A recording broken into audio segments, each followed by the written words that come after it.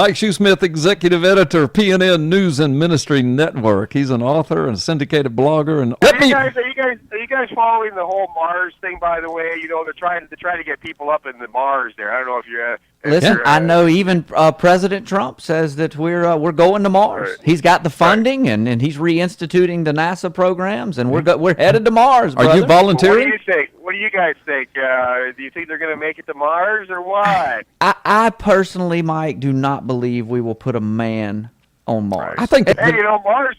They're actually training a bunch of people. They're shortlisting this trip to Mars now. I've been paying a little bit of attention to this, by the way. I'm a bit of a science geek, but they're shortlisting the list of people that are actually planning on going to Mars, and people who have given up on living here. I guess I don't know, but they're training some of these people in areas of this planet which resemble the topography of Mars. So there could be another hoax in the works here. I don't know. There's only we went to Mars because you know how they're funding this, right? They're funding this in large part, by making it a reality TV show. That's how they're funding it. And we know that reality TV shows are just nothing but reality. Yeah. So it's got to be real. Nothing fake about that. Well, no, I've got a serious question for you here. Okay. If they do make it, the Bible says, I don't have the chapter and verse in front of me here, but the Bible says that even the heavens are the Lord's, but the earth hath He given to the children of men. Yeah. Which a lot of people use that to say, well, look, people are not leaving the earth. The earth is our habitation, and we're just not leaving the earth. So there is scriptural reason to believe that if they do a Big Brother episode from Mars, it's going to be likely in Arizona. Yeah, that's Psalm 115, verse 16. But anyway, go ahead. That's right, exactly. The highest heavens belong to the Lord, but the earth He has given to mankind. Right, exactly. But now let's say perchance that they do make it up to Mars. And they do kick over a rock or dig up some frozen water up there, and they find a single-celled organism that they didn't bring up there themselves.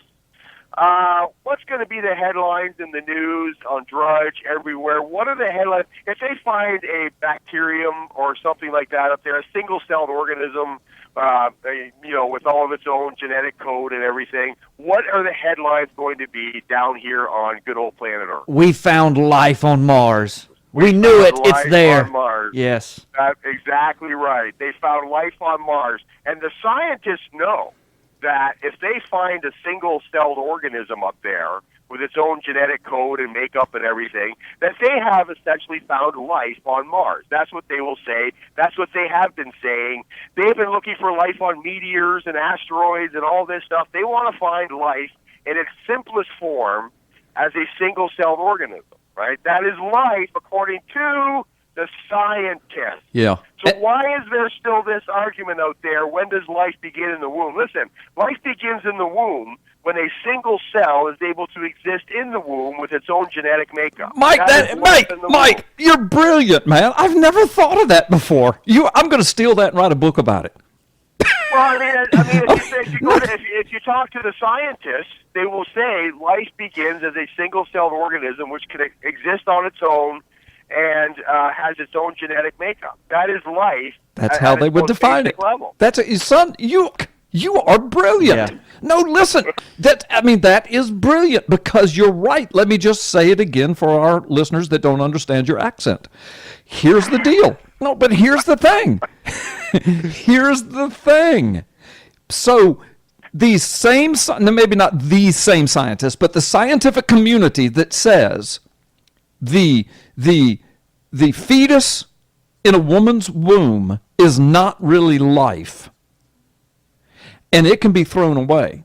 This same body of science will say, if we even find a single-celled organism on Mars that's living, it proves that life exists on Mars. So a single cell on Mars is life, but a conglomeration of DNA cells with a beating heart in the womb is not life. Go figure that. Mike, you are brilliant. I've never heard that before. this is why I'm having a hard time getting excited about this whole trip to Mars, because I listened to a documentary the other day, and they were talking about all the health risks of going to Mars that these people will face, all the mental health risks, the biological health risks, and so on.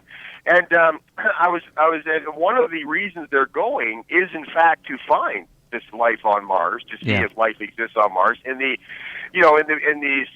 simplest sense, in so much as if they find a single-celled organism up there, they will boldly declare, and you will see this in every above-the-fold headline everywhere on planet Earth, life is discovered on Mars. Well, guess what?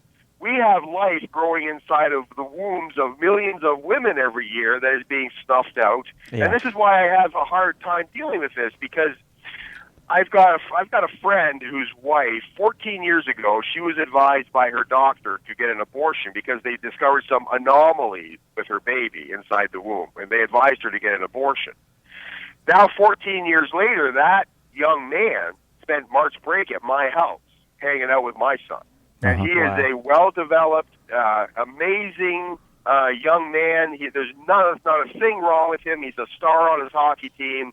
And, I'm telling you, this is the reason why our time getting behind all of this other stuff that's going on. If we can't protect, because what are they going to do? They're going to kick over a rock. They're going to discover if they discover a single-celled life form up there, what are they going to do? They're going to put it away. They're going to protect it. They're going to do everything they can to make sure they don't disturb the ecology up there. And yet they have no problem with asking a woman to hire a hitman to go in and kill her unborn child in the womb. The whole thing just disgusts me. Mike, you will recognize this headline when I read it to you, but I want to prove your point, because I use what I'm about to read all the time, especially when I'm teaching to young people, because what we're finding is that in our generation of let's say, like 15 to 25-year-olds, abortion is actually unpopular amongst that generation, and the reason is because of the science and the technologies, the ultrasound technologies that we have now, and things like that. But let me read you a headline from April the 26th of 2016. This is the Telegraph UK. Bright flash of light marks incredible moment. Life begins when a sperm and an egg meet. Yeah, there's a very flash of light. Instant that a sperm and an egg touch inside of a woman, there's a flash of light, and what do we know is the glue that literally holds life together and allows it to exist? Electromagnetism, light, which is electromagnetism. The two are one and the same. So we've even proved it here on Earth through science that life begins the second that a sperm and an egg meet in the womb. Well, and they've documented that. We've seen that evidence. We posted that everywhere on the network, actually. That's just an incredible story. And yet, scientists have said, we know when life begins. Yeah. We know that life begins when the gametic cells come into contact with each other and produce life. We know that a single-celled organism is life. We know that. And if we discover that on Mars, we are going to have parades on Earth and celebrate the discovery of life on Mars. Right. And so we know when life begins. But how do they know that this cell they discovered on Mars wasn't off the bottom of their boot? Exactly. Or all of those robots that they set up there years ago that have been marching around Mars for how many years now?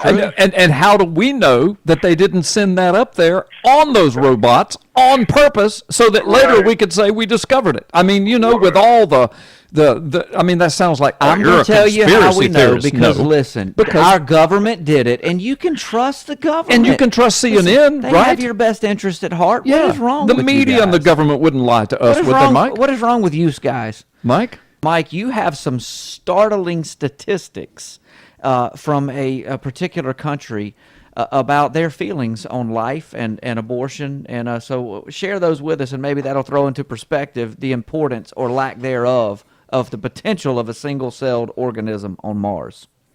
Well, I mean, the whole thing for me is troublesome because we don't care enough about the single-celled organisms that develop into human beings on Earth, especially in mothers' wombs, Because LifeSite News is reporting March 14th of this year, in recent remarks to the Citizens' Assembly in Ireland, Dr. Peter McParlin, an OBGYN at National Maternity Hospital, pointed to a sign of things to come. In Iceland, the doctor said, every single baby 100% of all those diagnosed with Down syndrome are aborted. 100%. The horrors of that statement above can scarcely be grasped, right? Iceland has become the first nation to boast of eradicating Down syndrome from its country. Dr. McPartland expounded on this systematic annihilation, stating, there hasn't been a baby with Down syndrome born in Iceland in the past 5 years. And Iceland is not alone in its aspirations to create a Down syndrome-free world. The Holocaust of Down syndrome babies is a global epidemic, reports LifeSite News, taking the lives of human beings created in the image of God on the basis of prenatal diagnosis, which indicates Down syndrome, but as we talked about earlier, is not always accurate, right? Yeah. Denmark follows closely behind Iceland, and it predicts it will be a Down syndrome-free nation in the next 10 years. 90% of babies diagnosed with Down syndrome in the womb are aborted in Great Britain, and by the way, also in the United States. Do those folks have any Germanic blood in them? That sounds awfully like Hitler's Germany. Yeah. Well, you guys aren't far behind. 90% of Down syndrome babies are aborted in the United States. Yeah. You know, you shared a situation that you're familiar with, a young man that's friends with your son now, but something that a name that everybody will be familiar with that falls into that category. Tim Tebow. Yep, I knew that's who you were thinking Yeah. of. You know, his mother was encouraged to abort him. And I don't remember the circumstances, because the doctors were saying she was possibly going to die from the pregnancy. Yep. And she said, no way in the world am I getting rid of this child. And look at the voice that he has. Yeah. For the kingdom. Yeah. And his mother said, no way. Yeah. Can you imagine how many Tim Tebows are not walking and the not face of only the is he an earth? amazing athlete, but he's brilliant-minded as well. Well, not only are we talking about people who are falsely diagnosed, like my friend's son and Tim Tebow and all that, but think about.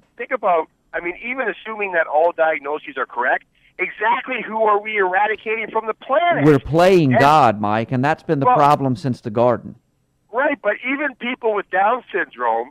I mean, NBC News points to studies showing the following about people with Down syndrome, okay? 99% of people with Down syndrome are happy with their lives. Yeah. 97% of people with Down syndrome like who they are. 96% of people with Down syndrome like how they look. Statistically, the vast majority of people with Down syndrome are happy, satisfied, and affectionate members of society. These are the people. This is a societal group that people like in Iceland and the United States, Canada, Germany, they want to eradicate these people who are happy with their lives. They're happy with themselves. There was a woman with Down syndrome who was shortlisted. She made the top, 5 or 6 people to run for Miss America. So what you're saying is that folks with Down syndrome, as a majority, are happier with life than those of us. Yeah, I don't think 97% of people in America would say they're happy with life. No, 24 veterans a day take their own life. Yeah. That's just armed forces. Well, I know of Democrats, there's 99% of them that are not happy. They're looking for safe spaces. But no, you hinted, Carl. You hinted at sort of Hitler-esque sort of activity. This sort of invokes images of what Hitler was doing, trying to eradicate certain sectors of society. That's right. And as our world increasingly devalues life to the extent of attempting, and in some cases succeeding, to quote cleanse unquote the world of anyone who may have a disability, this does really look like a culling that is going on. You know, you guys are hunters. You're familiar with what a cull looks like. Oh, yeah. Yeah. Well, this is an attempt to reduce. This is population reduction happening here, and it's being sugar coated with a veneer of well, you don't want to live with a child with Down syndrome. Listen, I'm telling you, it's an attempt to play God. We're saying these people don't need to exist. I know better than they know, or the Creator knows what their life is going to be like. They don't deserve a chance. So we're going to play God and say, well, we'll just do away with this segment of society. And again, it goes all the way back to the garden. What was the temptation of Adam and Eve? To be God. Yeah. Right. Well, that's a very good point. Mike, you got about 30, 40 seconds. I'll give the rest of it to you. Well, I mean, I don't know what else to say about this. You know, I love science. I love it that people are trying to, you know, expand our reach in the universe. I do love that. I'm a Star Trek guy, you know, and all that. But I mean, it's difficult for me to get on board with any of this when we are doing these horrific things to people here on Earth.